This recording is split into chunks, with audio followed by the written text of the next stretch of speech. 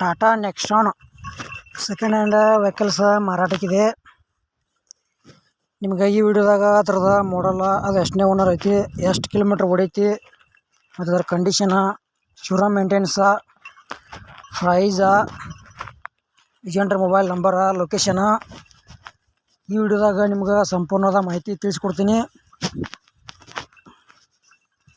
ಹಾಗೆ ನಮ್ಮ ಪ್ರಥಮ ವೆಹಿಕಲ್ಸ್ ಯೂಟ್ಯೂಬ್ ಚಾನಲ್ ವಿಡಿಯೋ ಯಾರು ಹೊಸಬರು ನೋಡ್ತಾ ಇದ್ದರೆ ಆದಷ್ಟು ವಿಡಿಯೋ ಪೂರ್ತಿ ನೋಡಿರಿ.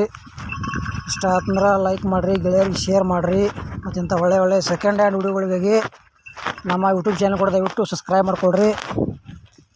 ಬನ್ನಿ ಗೆಳೆಯರಿ, ವಿಡಿಯೋ ಆದ್ರೆ ಶುರು ಮಾಡೋಣ. ಗೆಳೆಯರದು ಟಾಟಾ ನೆಕ್ಸಾನ್ XM 155 BS6 ಈ ವೆಹಿಕಲ್ಸ್ ಮಾರಾಟಕ್ಕಿದೆ.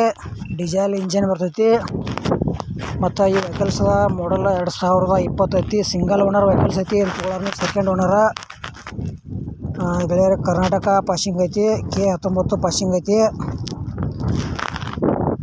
ಗೆಳೆಯರಿ ಗಾಡಿ ರನ್ನಿಂಗ್ ನೋಡಿದವ್ರ ಬರೀ 60,000 ಕಿಲೋಮೀಟ್ರ್ ಗಾಡಿ ರನ್ನಿಂಗ್ ಆಗೈತಿ. ಗಾಡಿ ಮಾತ್ರ ಫ್ರೆಶ್ ಐತಿ, ನೋ ರಿಪ್ಲೇಸ್ಮೆಂಟ್ ಅಂತ ಹೇಳ್ಯಾರ. ಮತ್ತು ಶೋರೂಮ್ ಮೇಂಟೆನೆನ್ಸ್ ಐತಿ, ಎಕ್ಸಲೆಂಟ್ ಗುಡ್ ಕಂಡೀಷನ್ ಐತಿ ವೆಹಿಕಲ್ಸ. ಲೋನು ಸಹ ಮಾಡಿಸ್ಕೊಡ್ತೀವಿ ಅಂತ ಹೇಳ್ಯಾರ. ಇಲ್ಲಾರ ಫುಲ್ ಕ್ಯಾಶ್ ಬೇಕಾದ್ರೆ ಫುಲ್ ಕ್ಯಾಶು ಸಹ ಕೊಡ್ತೀವಿ ಅಂತ ಹೇಳ್ಯಾರ. ಈ ವೆಹಿಕಲ್ಸ ಇಷ್ಟ ಇದ್ದಂಥವ್ರ ನೆಕ್ಸ್ಟಾನು ಖರೀದಿ ಮಾಡ್ಬೋದು.